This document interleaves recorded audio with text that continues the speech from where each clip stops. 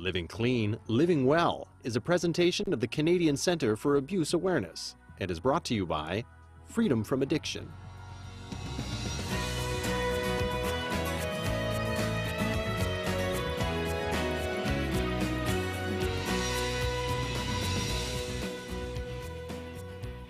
You're watching Living Clean, Living Well, live here on CTS. So glad to see you. My name is Teresa Cruz, and I'll be your host for tonight, as I am always.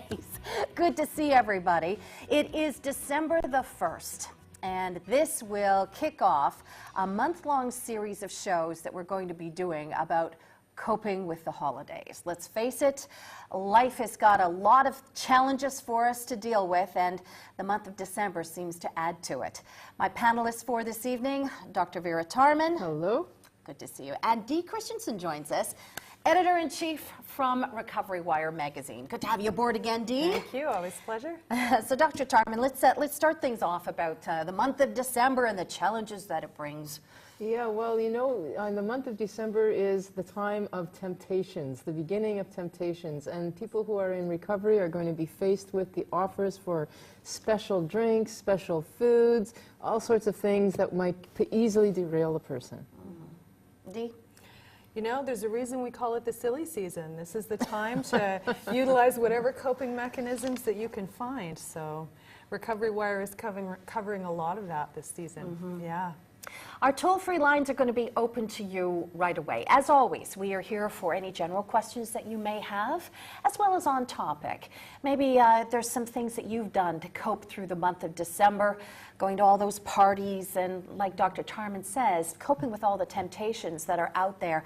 I mean, you can't shut your life down. It's important to live your life, but it's also important, too, that, you know, that you stay on track. And tonight's show and the series of shows that we're going to be doing throughout the month of December, that is going to be our goal for you.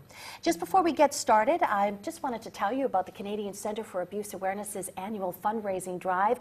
It is Derringer's 13 Days of Christmas, and it kicked off today. This is just a fabulous, fabulous fundraiser that John Derringer and the Q107 Morning Crew have done for us for a few years now. They have raised millions for people that are struggling throughout, you know, with life, with abuse and bad things happening in their life. And it's wonderful that we are able to raise funds and toys for children that are caught up in bad situations. It's just an absolutely wonderful time of year for all of us. So folks in the Southern Ontario region can listen live on Q107. And if you're joining us from across Canada, you can listen on 107.com. It is also a bit of a very proud week for me, and if you just indulge me for a second, I had delivery of my child in the form of a book. The Incredibility Factor came out this past week. This is the book that I have been working on for the last 2 years, intensely for the last 6 months. I have a multimedia venture, and we talk about entrepreneurs, and we talk about people that have come from humble beginnings and have gone on to great success. And so this is what I've been working on when I'm not hosting Living Clean, Living Well. And I had some big news this week because we launched on Amazon.com, and we shot right up to #1 bestseller. So it was That's great. Yeah, I know. I was really exciting. thrilled. So I just wanted to share my good news with you. And if you would like a copy of this book, if you are so inspired to maybe start your own business, you can find it on Amazon.com at theincredibility.com factor. So at Amazon.com.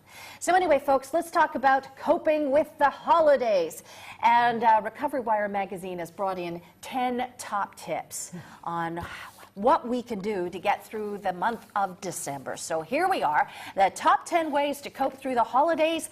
#1 on this list is laughter. Dr. Tarman? Okay, well, laughter is an excellent way to cope with stress because it does two things. One, when you laugh, you have to breathe and you stimulate the diaphragm, which puts you into relaxation mode. That's the first thing. And then the second thing it does is it releases endorphins, and endorphins are the neurochemical that makes bad things feel good. #2 on our list is a phone call a day. Dee? This is about reaching out once a day to people who will offer you support and stability. It's about just getting a reminder every day that you're cared about by someone who offers you unconditional support. Number 3 on the list, avoid stimulants. Okay, so what kind of stimulants are we constantly bombarded with? Caffeine, sugar, chocolate, and I mean, this is a time of great anxiety, and just having these stimulants will only make you more anxious. Number 4 on our list is sound advice. And now advice is always good, but when you take a look at sound advice, Dee, it's not quite what we think it is it? No, sound advice is all about sound as a stimulant, and sound is a stimulant, so we're going to replace all of those loud, stimulating sounds with soothing sounds to get us through the holidays. Like music and things like that? Yeah, like change your alarm to a nice, soothing nature sound. Yeah, it's about reducing all of the noise clutter. And not Christmas carols, please. Number 5, make sure that you stick to a routine. Okay, so one of the biggest problems with Christmas is it disrupts our routine. And for people who are in recovery, part of the problem, part of the reason, it's not just the temptations, it's the disruption to the routine. Because usually the recovery is based on routinized factors, like I go to meetings, I do this, I do that, and that's lost. So finding routine, finding an element of safety is key. One of my favorite ones on the list is comfort, comfort, comfort. Yeah, this is all about warm foods and fuzzy blankets and PJs. You're going to allow yourself, when you're feeling stressed out, to treat yourself the way Grandma would. As in? As in Cookies, warm milk. Yeah, warm milk and cookies and PJs. A blanket, dear. Yeah, Flannel. a nice big terry cloth onesie if you need to. With little feet? That's right, with the feet and the little bum patch. Yeah. Oh, yeah, there we go. Number 7, make sure that you challenge that negative self-talk that always creeps into our minds. Negative self-talk is one of those things you don't even notice you're doing it. But you know, from the body point of view, every time you have a negative self, what you're doing is you're adding internal stress. And you know, Christmas is such a time of external stresses that what you want to do is soothe the internal environment. So get rid of the negative self-talk and put in positive affirmations. And make sure, you know, they always say, raise your expectations, but maybe this time of year, Dee, you're suggesting to lower your expectations. Absolutely. This is all about, we tell ourselves the holidays are supposed to be joyous and amazing, and this Christmas is going to be the best, and families are going to unite, and it's going to be incredible and rejoicing. And the truth is, it's just a day. So let's lower our expectations to a manageable height so we don't disappoint ourselves and stress ourselves out unnecessarily. Number 9 on our top 10 ways to cope through the holidays is to help others. Yes, well, if you help others, one of the first things that happens is you stop thinking about yourself. And when you think about yourself, there's that negative self-talk. It seems to be what always happens. So focusing on others by helping others is good. The other thing is it makes you realize that if you help somebody else, you've got something to give. So it indirectly allows you to appreciate yourself. And number 10 on our list, reduce family stress. There are a few really amazing things to keep in mind during this season. One of the first is there is no such thing as a super parent. There is no such thing as a super kid. We're going to set realistic standards, and we're going to choose commitments carefully. There's no reason to overextend yourselves. You have plenty of time. It's just one day. Yeah. And there's no perfect family gathering. No, there's no perfect. We're all a little bit crazy. That's what makes us delicious. Like the National Lampoon Chevy That's Chase's right. Christmas, right? Yeah, that's right. Yeah. That one cracks me up all Me the time. too. Yeah. Where such a group of characters get together and try to have that one big day. But you're so right. It's literally just a day. It's just a day, yeah. And we do it throughout the year, you know. We set ourselves up that the weekend is going to be great, you know, and let's just stay present. Let's just enjoy the moment and set some realistic goals. And there's no reason to make it the best ever. There's no such thing. Yeah. Dr. Tarman, in your practice at Renascent, do people come to you and talk to you about the challenges of the season? Oh, it's a big stressor. The Christmas time is such a big stressor, and it's often the family thing. Yeah. You know, they're either alone and they feel their aloneness because there's the perception that everybody else has got the perfect environment and they don't, or they're in a family setting and then it's not perfect. Yeah, it's a big stressor. And Dee, yourself, you've always been so wonderful and so honest that you are in recovery. Yeah. How have you been coping with the holidays? Well, You know, what's really important is that we always talk about how stressful the holidays are, but the reality is that if you're in recovery, because so many of us struggle, there is a ton of support during this season.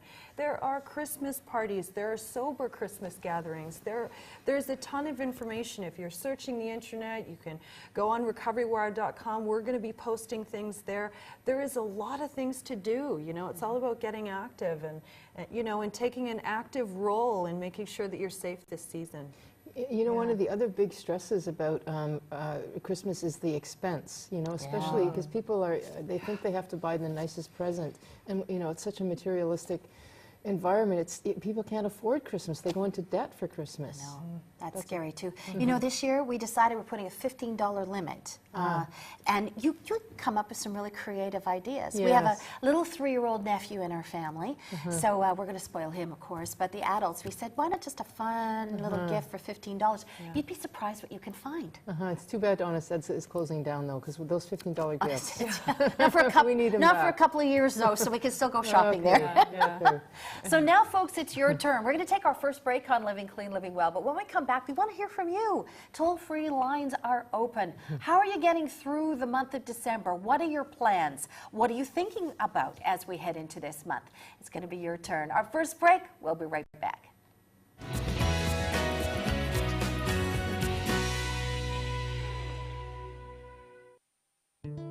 It's scary to think that you're going to live the rest of your life without drugs and alcohol when it's all you've depended on. But there is hope. I knew I couldn't do it alone, and treatment allowed me the chance to ask for the help that I needed in order to believe that I could live a sober life. I got the help and support that I needed, and even now that I've left, I still have that support there.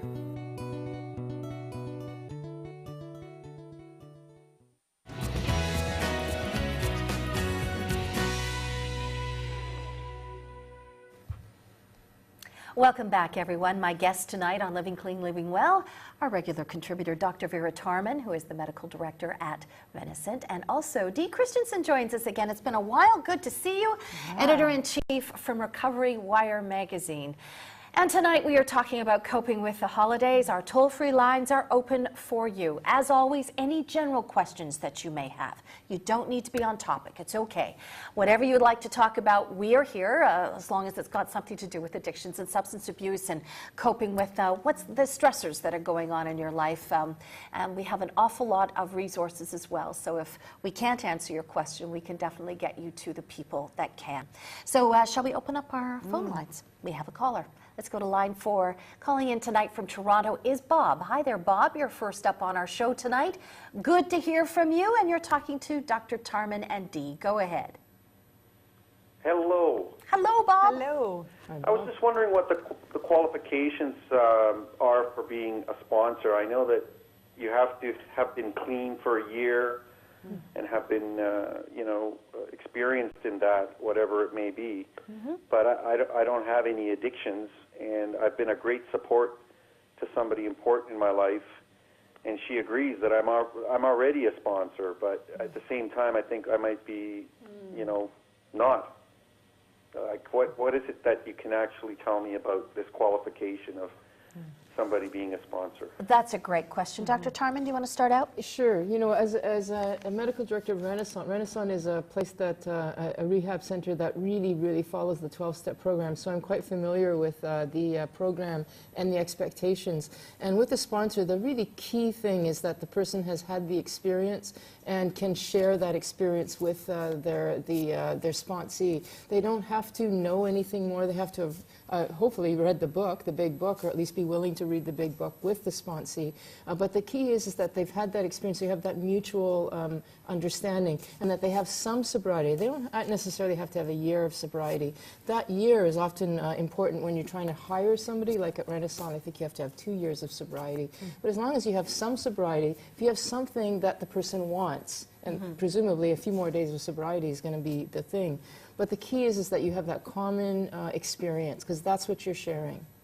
So in this case, it would be good for Bob still to be there, such a tremendous support, absolutely, we can yes, tell. yes. But it should be somebody from the recovery world, Dee?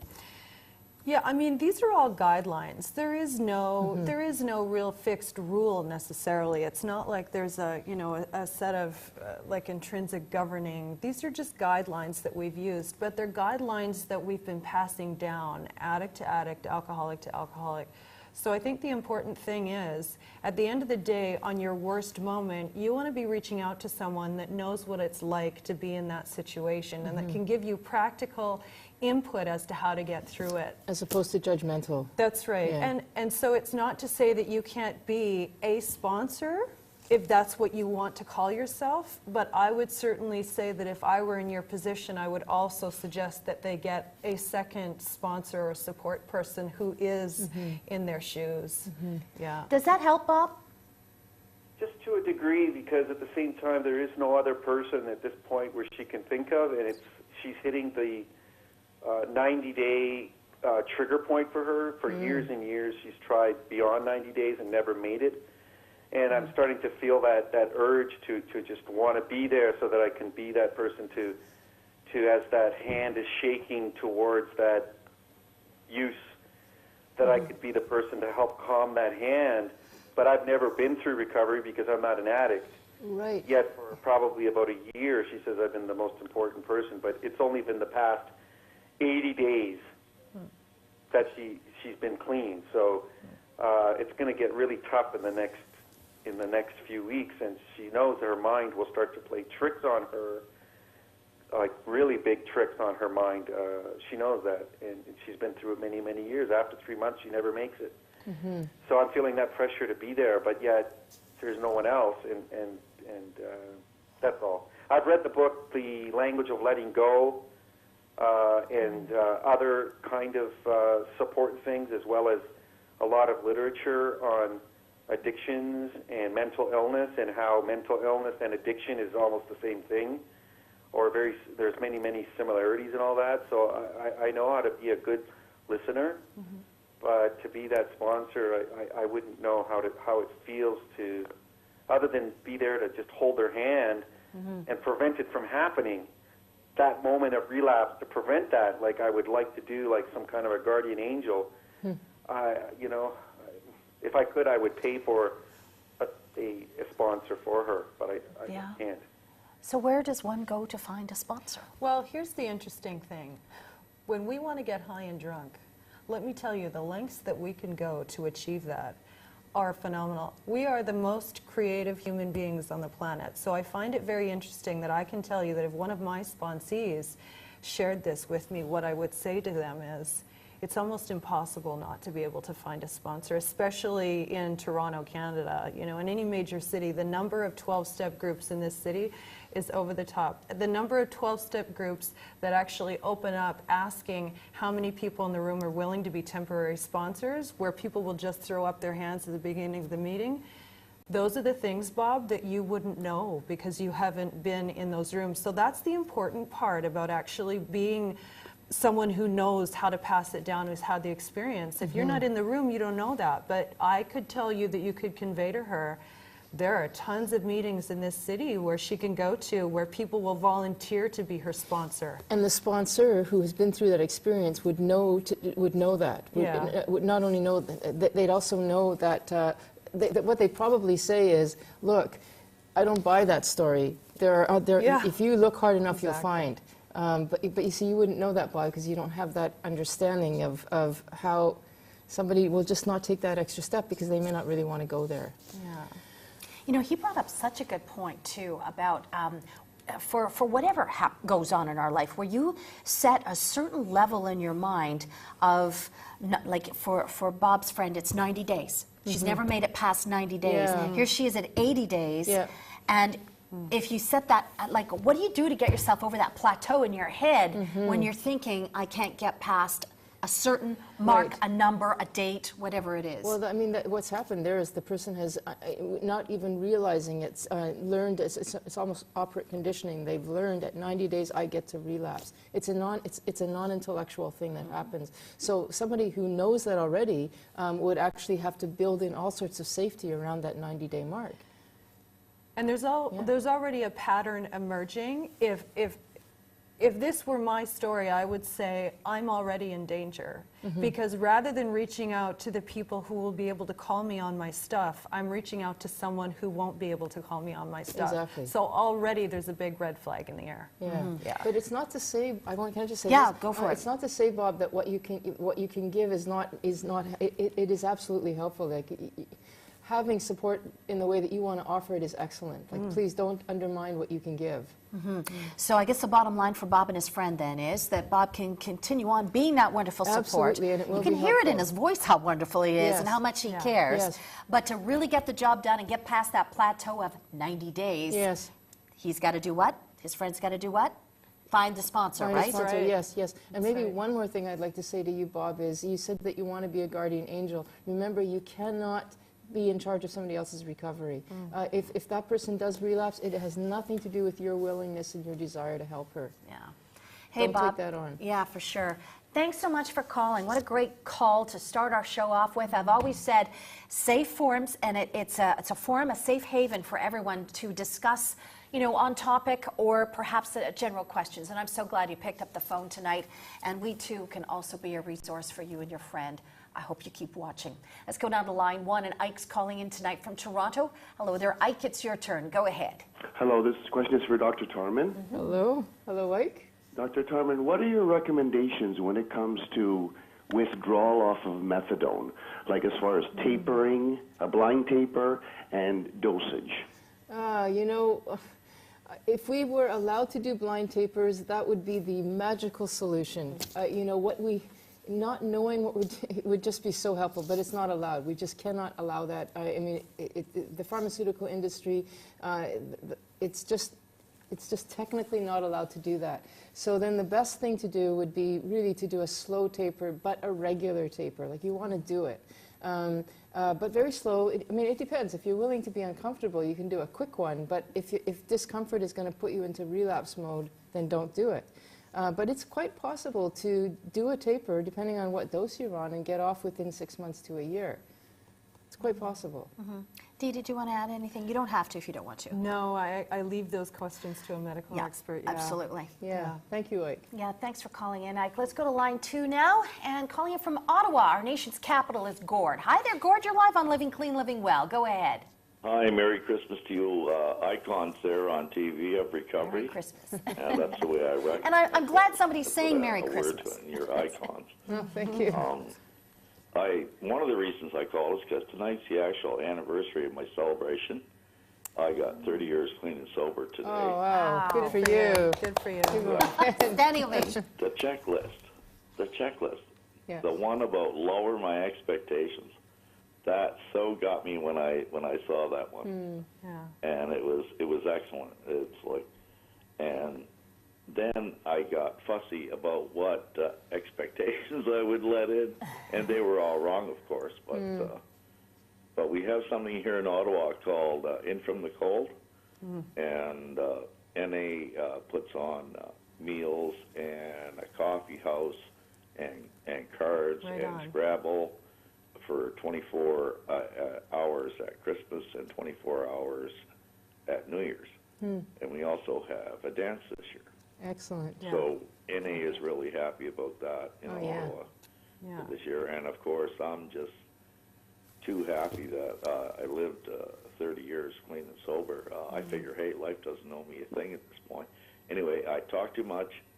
Merry Christmas. Thank you.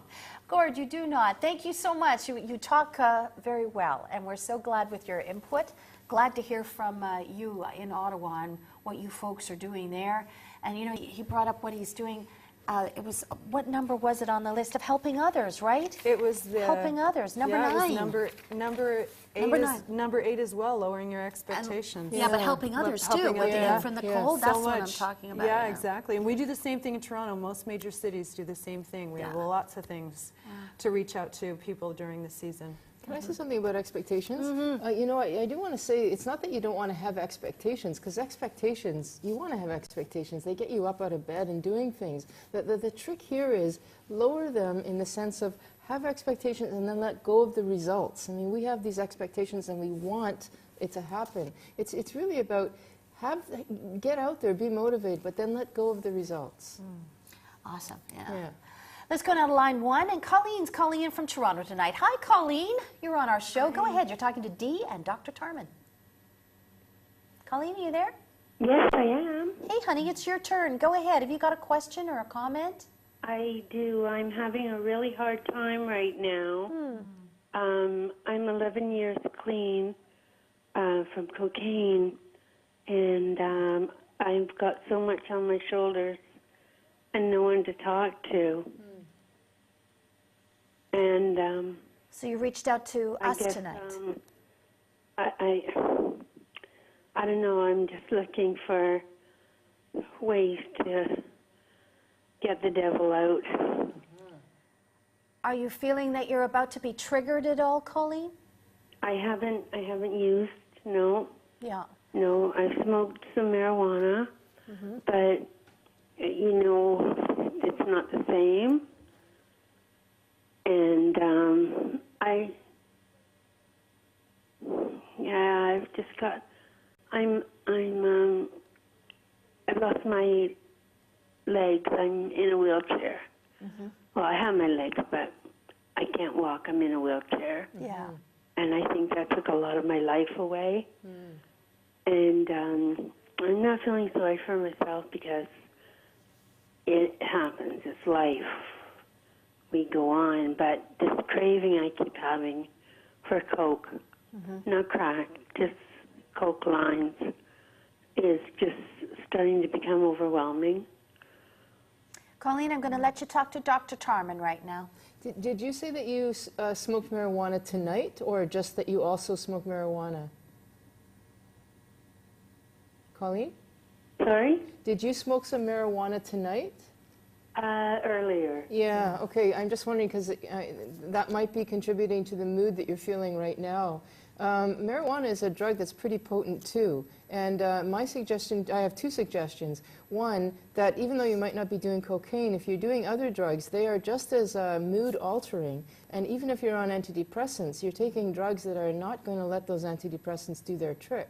And if you're not, I mean, in any case, drugs will really alter mood, including marijuana. That's the first thing I want to say. And then the second is, if you, it sounds like you're very alone and alienated or isolated. And I would say get to a CA meeting. There are a lot of meetings out there, and I'm going to guess that you're not connected right now.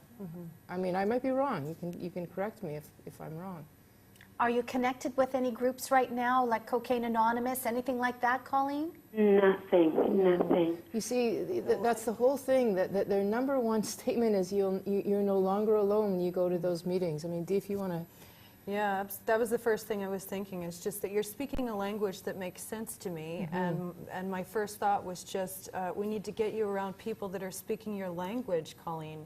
And you're lucky enough to be in a major city that it has a ton of wheelchair accessible meetings. You know. And CA is an incredibly active program in the city of Toronto. There are a lot of amazing things going on in CA through Toronto. So this is a great time to start getting involved. And because it's this time, people will really wrap their arms around you and embrace you to get you through this silly season. But the first thing is just get to a meeting and make sure that you start opening yourself up to the idea of being substance free, because as long as you're in the obsession, it doesn't matter what the vice, your brain is still operating in a different way, and being substance free means that it allows your brain to be free long enough to start utilizing some other skills. And right now you're still caught in the thick of it. Does that make sense? Yeah, it does. Yeah. It's gonna keep you isolated as well. I mean, when you stop using substances, you'll be able to reach out to people more. And even if you're 11 years sober from cocaine, that doesn't matter. If you go to a meeting and say, look, I haven't been to meetings for a long time. In that sense, I am a bit of a newcomer. Like Dee said, people will put their arms around you. Yeah. Colleen, does that sound like a good plan? Does that help you? I know there's always, Narcotics Anonymous. There's that too, yeah. Yeah. There's NA, there's AA, there's CA. It doesn't matter where you go. But, you're my people. And you need to be around your own people. you know, that are speaking your language and that know what it's like to have that brain in your mind that's telling you that when things get rough, it would be so much easier just to smoke a joint and stay home and isolate. But that's the disease. That's what it's saying. It's so much easier if it can keep you isolated in that little cocoon, feeding it stuff. It doesn't matter what, you know, what you're feeding it. You need to be around people like me who speak your language so you don't feel so alone. Because what you're going through is making complete sense to me, you know. Colleen, I sure hope that that helps. Is there anything else that we can do for you tonight? Well, you know, I have a lot of physical problems too, and it's they're telling me, one doctor tells me 7.5 months she'll be dead. Another doctor tells me, no, it's not going to happen. And it seems like they just don't know. And it's neuropathy, and I've done so many drugs in my life, and I guess I became diabetic and had a bad diet, and things happen. So I guess it's the physical and mental problems and addiction problems as well. So I've really got a lot on my plate. You do. Do you feel the need for a crisis line right now, Colleen? Do you need to talk to somebody further? No, no. Are you okay? I feel good. I'm looking at the 3 ladies on the desk there, and I'm feeling a lot calmer. Oh, I'm so glad, and I'm glad we're here for you. And Colleen, listen, honey, I want you to hang on right now, and I have to go to a commercial break, but I would like you to talk to our wonderful call screener, and she's going to give you another telephone number that maybe you might be able to reach out to as well if you feel the need to talk, Colleen. I think that might be important because we're only here once a week, and I wish that you had more support in your life. So, sweetie, hang on, and our call screener is going to take over this phone call right now. Colleen, God bless, and you look after yourself, and we are always here. And please give us a call back next week and let us know how you're doing, okay? We're going to take another short break here on Living Clean, Living Well, but when we come back, more from Dr. Tarman and Dee Christensen.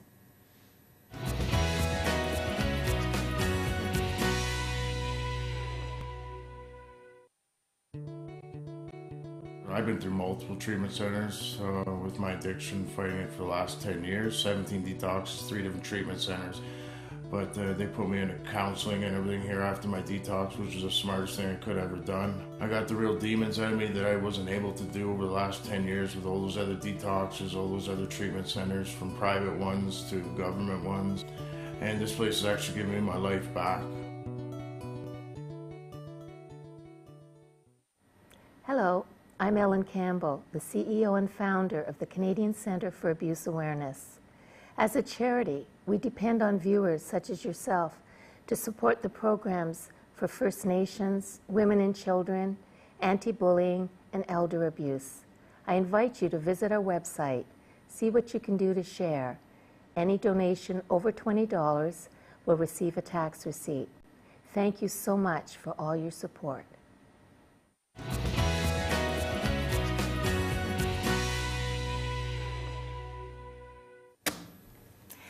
You're watching Living Clean, Living Well, live here on CTS. We are so glad that you have allowed us into your homes once again this Sunday.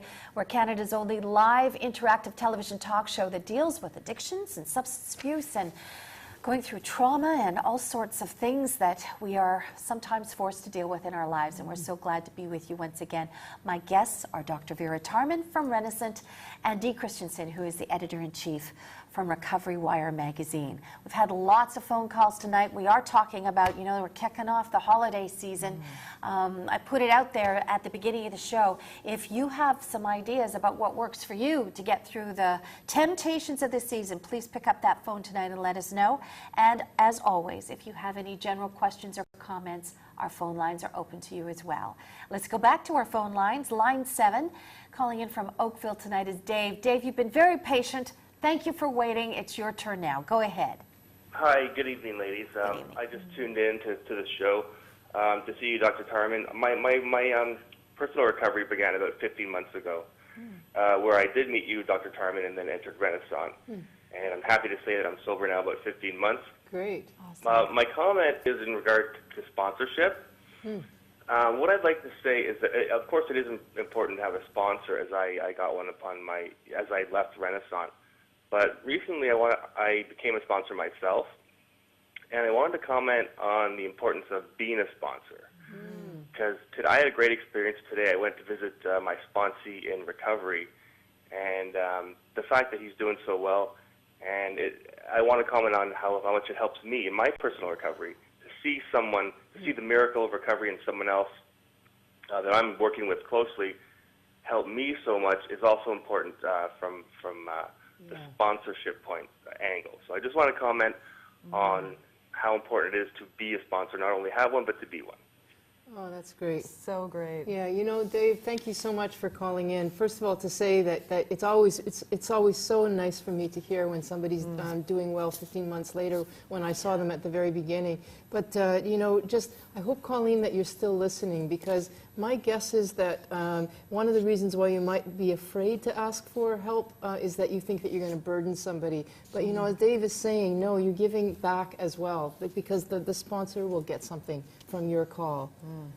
I don't know. It's so true. I don't know about you, Dave, but when I started sponsoring, it was like it turbo boosted my recovery. Like it was, however much recovery I had, it supercharged it, because suddenly you have these people that are looking to you for input, and it's making you want to apply yourself even more to your own recovery. It's such a blessing. It's like what we were saying earlier. You have great advice, but you have to start listening to it. So it forces you to listen to your own advice. Exactly. Exactly. What a great comment. Yeah. Yeah. Hey, Dave, thanks so much for calling in tonight and sharing that. That's great, because it goes back to our phone call that we had with Bob as well earlier on the show. Yeah.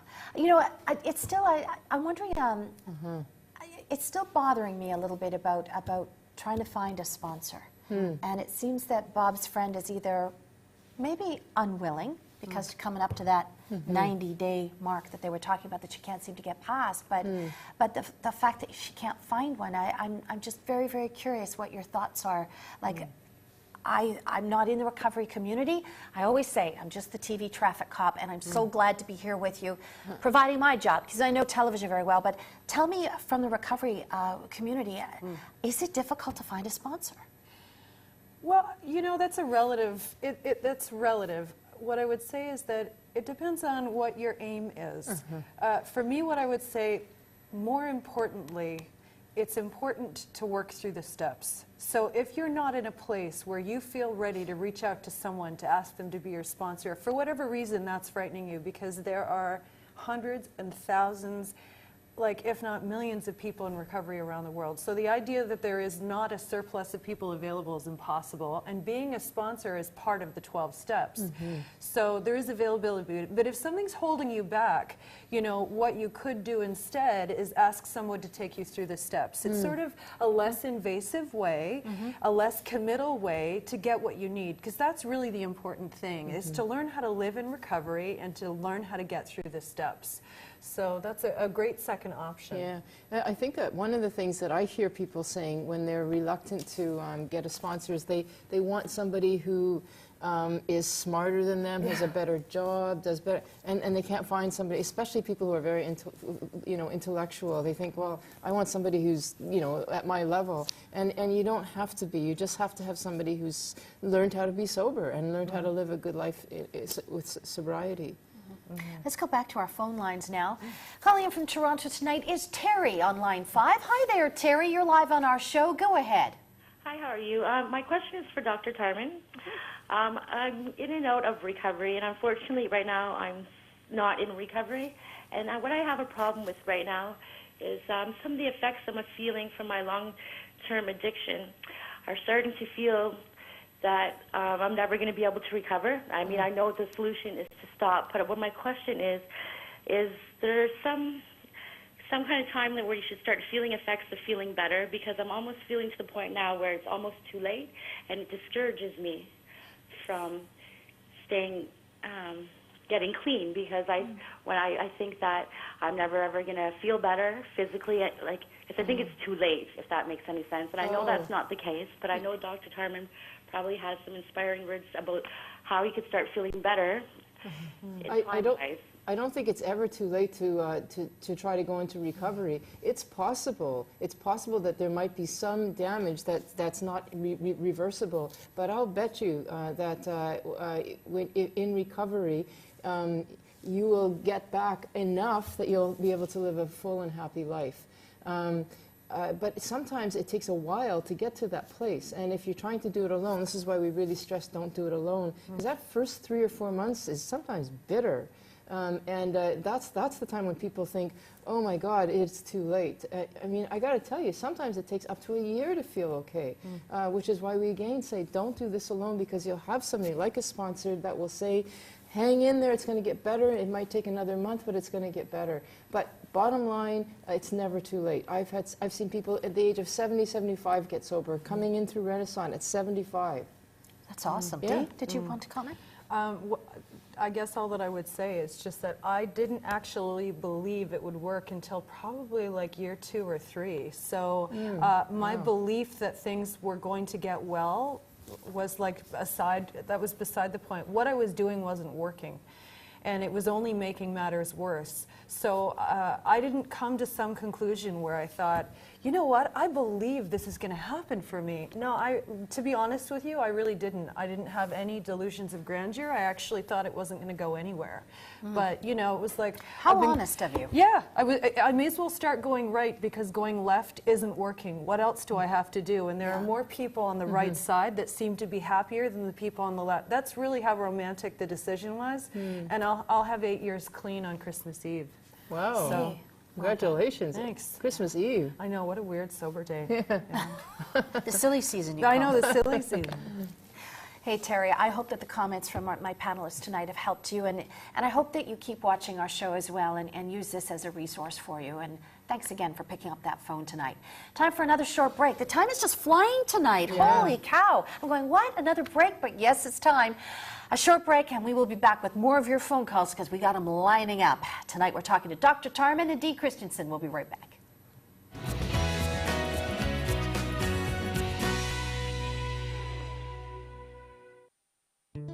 It's scary to think that you're going to live the rest of your life without drugs and alcohol when it's all you've depended on. But there is hope. I knew I couldn't do it alone, and treatment allowed me the chance to ask for the help that I needed in order to believe that I could live a sober life. I got the help and support that I needed, and even now that I've left, I still have that support there.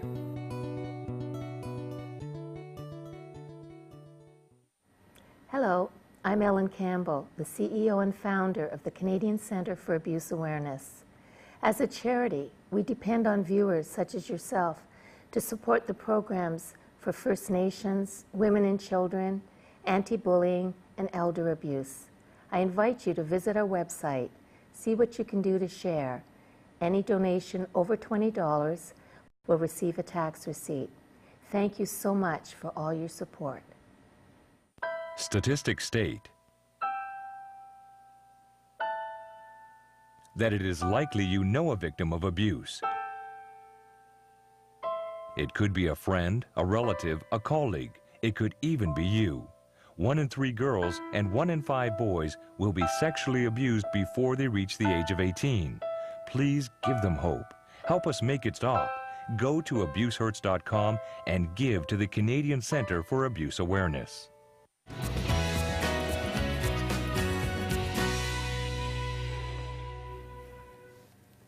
Welcome back, everybody. My guest tonight, as ever, the wonderful Dr. Vera Tarman from Renaissance, and Dee Christensen, who's wonderful in her own way, too, from Recovery Wire magazine. And just before we get back to your phone calls, I just wanted to mention the Canadian Centre for Abuse Awareness is the presenting sponsor of this show here on CTS. They're doing their big fundraising campaign, folks. If you can join in, you just tune in to Q107, the mighty Q, John Derringer and his great morning team, and they are doing a big fundraiser for us from December 1st to the 13th, and it is wonderful. And I'm really hopeful that perhaps you might be able to tune in and hear about a way that you might be able to help some families in need this Christmas. Back to our phone lines now. Let's go to St. Catharines now. Calling in on line 6 is Sharon. Hi, Sharon. Go ahead. Have you got a question or a comment for Dr. Tarman or Dee tonight? I've got a comment about safety for the holidays. Good. In recovery, especially, I quit November 6th, 26. And I was really worried the first year about the holiday season. It was kind of funny when Dee mentioned that she quit on the 24th. Yeah. And I found it very, very important to have an escape plan for those functions that there was going to be a lot of alcohol for, have the excuse ready in mind, know what was going to trigger me, and have a way out the door, ride home, somebody supportive to get me out of a dangerous situation. Yeah. And even with my own family, like I've never had to leave Christmas dinner to go to a 12-step meeting, but there are a lot of times where I left early just because there was so much alcohol around. And it's important to give yourself permission to do that, isn't it? Totally. Yeah, I know there was one gentleman that called. He said his car is always parked down the street, so he's never getting blocked in. And he says, I make no apologies. When I've had enough and I just don't want to watch it anymore, I'm to that car and I'm gone. Right, Sharon? Correct. I mean, there's so many people that stress about it so early. Yeah. So Sharon, what works for you the best getting through the holidays? I stay with my 12-step group, always have a phone number with me, and I do. I plan on leaving early. I drive myself, and I leave when I have to. And Sharon, don't you find that the support you get in the meetings, so many of us are going through it, that for me now, Christmas has become the kind of energy in the rooms equal, if not a little more so, than the Christmas I have at home sometimes. That's actually become more the holiday celebration for me. It is for me, too. It's far more spiritual for me than it is at home. And they are my family of choice. Yeah. Hey, Sharon, Dee said it best. She just said, right on. You're awesome. Thanks for calling in tonight. Let's go now to line 1, and Dorothy's been waiting on the line patiently from Hamilton. Hi, Dorothy. It's your turn now. Go ahead. Hi, how are you? I'm good. How are you? Good. I just wanted to ask Dee, did Dee ever work at Mohawk College, do editing? Do you remember doing my paper for recovery on drugs, Dee? Did I ever work where? Mohawk College. I don't think I did, but it's possible someone with an equally amazing haircut did. Is that possible, Dorothy? I am a writer, though, but I don't think I did. That was Mohawk College that you mentioned, right, Dorothy? Yeah, and she used to edit papers in the English department. No, but it sounds like whoever she is was fabulous. It's probably a job you'd like to have. Yeah, it would be one of the jobs I would like to have. So if that position is still available, you can absolutely forward me. And the next time you need a paper, Dorothy, I will be happy to edit it for you. You know what? Everybody says you've got a twin out there. And I get my that. doppelganger. Yeah, really. Yeah. I get that a lot, too. Do you get that, Dr. Tarman? I have, I've seen you unbelievable thought. There's apparently somebody in Toronto that looks just like you. And then a lot of people say, my sister looks just like you. You know, it's funny. Yeah, you're right. We've got our doppelgangers out there. So thanks, Dorothy. Thanks for checking in, but it wasn't Dee. It wasn't me. Let's go now to line 8, and Ray's calling in from Toronto. Hi there, Ray. Have you got a question or a comment tonight? Good evening. How are you? We're doing well. And Merry Christmas to the three of you. First of all, I've had the opportunity to meet Dr. Vera Tarman this summer. We were involved in a recovery day down at Allen Gardens, and I've also had the opportunity to meet Dee as well through Recovery Wired magazine. There's a few friends of mine. We started playing music at clean and sober dances, and we call ourselves Serenity Sound Crew. And I just want to thank Dee for advertising that in her magazine. But I just want to piggyback on something that one of your last callers had mentioned, and I think it's very important for us in recovery. I'm just a little over 4 years clean and sober, and it's very important that we're aware of our surroundings when we do go to our families' events, because they are what we like to call in the rooms normies. They're able to have the occasional drink and that, and when we're involved with everything that's going on and getting caught up in all the hoopla and everything, it's very important that we do have that out, that we have that phone number that we need to call our sponsor, call another member of the fellowship, and leave if we have to, and not feel any shame or guilt or for doing that. I think it's also very important throughout the month of December that that we stay close to the fellowship, being whichever fellowship that it is that you're with. There's a lot of gratitude candlelight meetings that that go on throughout the month of December, and I think a lot of service work is very important to it. Kind of keeps you in touch with what it is that that helps us stay and get to where we are today. So I just wanted to share that with you and your panel there tonight. Thank you. Hey, Ray, before you go, give another shout out to the name of your band. What is it? Serenity Sound Crew. Ah, Dee knows. We're SSC, which stands for Serenity Sound Crew, and Dee can touch on a little bit of that for you.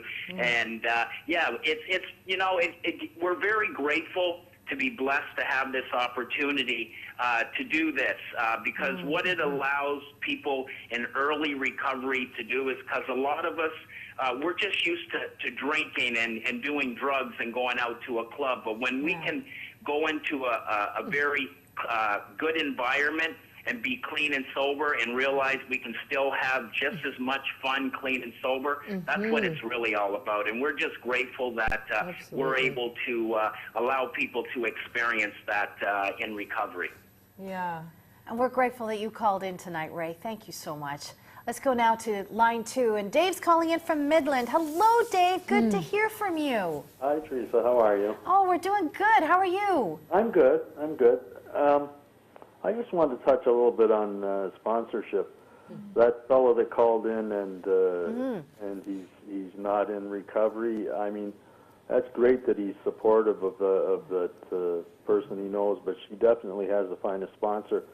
And like Dee said, there's no set rules on sponsorship. I mean, I've seen people that have 40 years of sobriety, and I wouldn't want them as a sponsor for me because I just don't like their sobriety.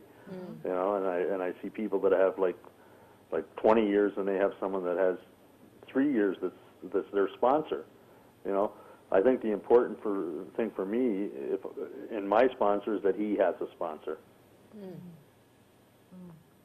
Dee, do you want to comment? You know, for me, what's important is just that they have what I want, and what I want isn't necessarily materialistic. I don't know if that's how you feel, Dave, but for me, it's just important that they have what I want, that they cope in a way that I want, that they, you know, they're living their life in a way that in the movie version of my life, those are the characteristics that I'd like to have. That's the way I'd like to survive tough situations, you know, so that in the worst of it, the person you're reaching out to is the person who's going to say the things you know that you need to hear. You know, Dave, I want to bring you into a conversation here between you and Dee, if I may. I want to know, a very dear friend of mine is in recovery. And here's the question. How do you know when a sponsor and a sponsee relationship has gone toxic? What do you do? Dave, your thoughts on that? How do you know? Yeah. And when is it wise to step away from a relationship that has gone toxic? It's always wise to step away from a relationship that's gone toxic, whether it's sponsor or friend or family. Easier said than done, though, because my friend struggled with this. He knew he wasn't getting what he needed from his sponsor. It was a long-term relationship. It had gone years and years and years and years. And then finally it became so acrimonious that finally the one did step away. But you know, Dee, what do you think about when a sponsorship, sponsees, when it's not working? You know, I have to say that anyone who knows me in recovery who's watching right now is laughing because they know what I'm about to say. I have a rule with my sponsees that they have to attend Al-Anon. Now, they don't need to attend Al-Anon forever, but for me, the first thing I would say is if you want to be a good sponsor, you need to attend Al-Anon at least for a little while, at least once, so that you understand the dynamics of being in a working relationship with an alcoholic. What's Al-Anon? Al-Anon, that's exactly what Al-Anon is about. Al-Anon is a program for people who have relationships with alcoholics, and that is a really great way to learn how to have a healthy exchange with an alcoholic. And anyone, whether you're an addict or not, you know, that's a really great way to learn how to be a good sponsor, so that when it comes to that point where you know it's time to let go, it's not so awkward, because it is a difficult thing. Yeah, because you learn how to say no. That's right. Make You learn boundaries. boundaries. You learn that it's not about you. You know, and in learning that, then when someone comes to you and says, you know what, I'm just not getting what I need from this anymore, you know to detach and not take it personally, because it isn't about you.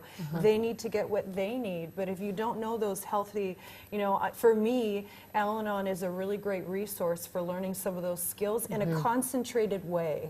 You know, it's a great resource. Good point. Did you want to follow up, Dr. Todd? No, you said it that's perfect. good. That was good, yeah.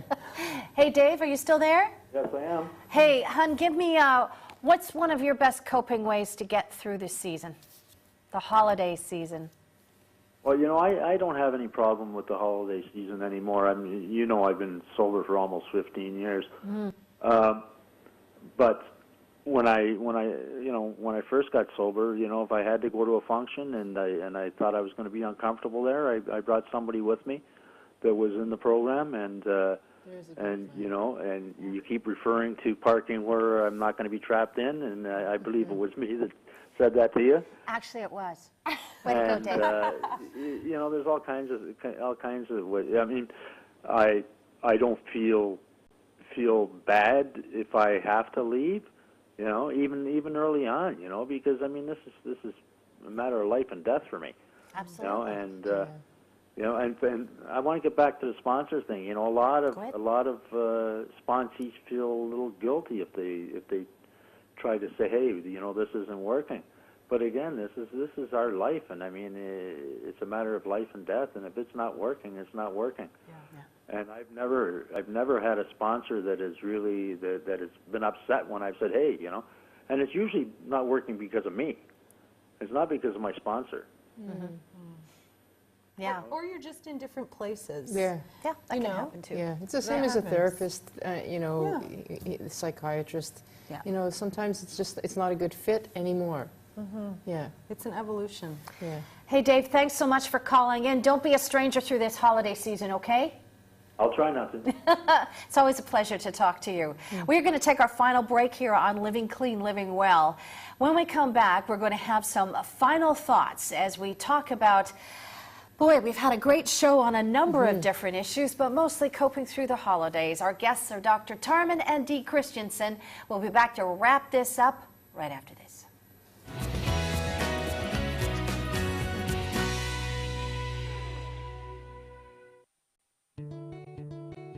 I've been through multiple treatment centers with my addiction, fighting it for the last 10 years, 17 detoxes, 3 different treatment centers. But they put me into counseling and everything here after my detox, which was the smartest thing I could have ever done. I got the real demons out of me that I wasn't able to do over the last 10 years with all those other detoxes, all those other treatment centers, from private ones to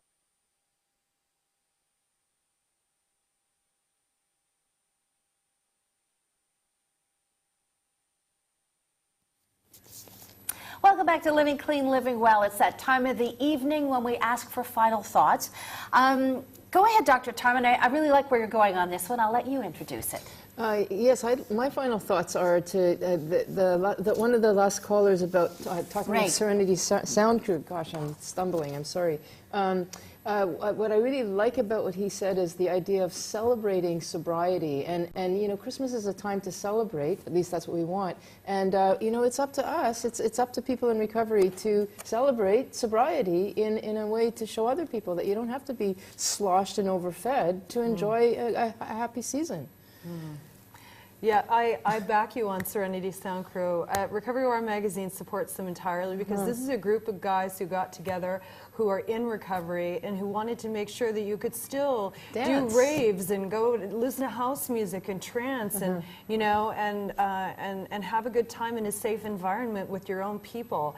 And they're just an amazing group of people, and that's the way to celebrate recovery. You had one of those events. Yeah, you know, you can use these guys. People use them for weddings, for huge events, but we use them for an event. Yeah, the music is. I never thought I would be able to go to a rave again again without being on ecstasy and a lot of junk. And I'm over 50, and I thought, there's no way I can stand that music, but I loved it.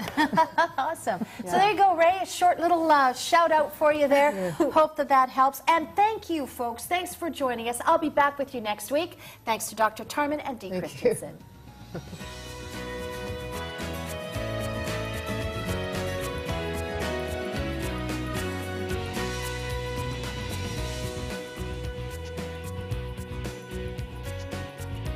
Living Clean, Living Well has been brought to you by Freedom from Addiction and is a presentation of the Canadian Centre for Abuse Awareness.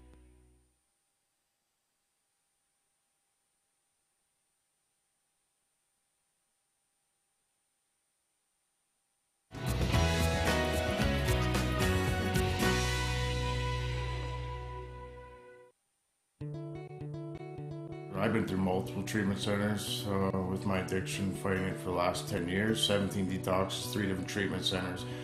But they put me into counseling and everything here after my detox, which was the smartest thing I could have ever done. I got the real demons out of me that I wasn't able to do over the last 10 years with all those other detoxes, all those other treatment centers, from private ones to government.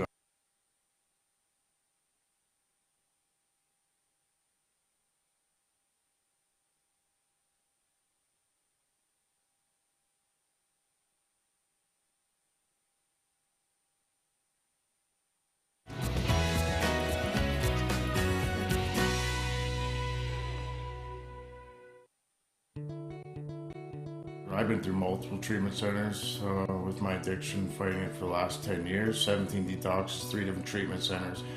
But they put me into counseling and everything here after my detox, which was the smartest thing I could have ever done. I got the real demons out of me that I wasn't able to do over the last 10 years with all those other detoxes, all those other treatment centers, from private ones to government.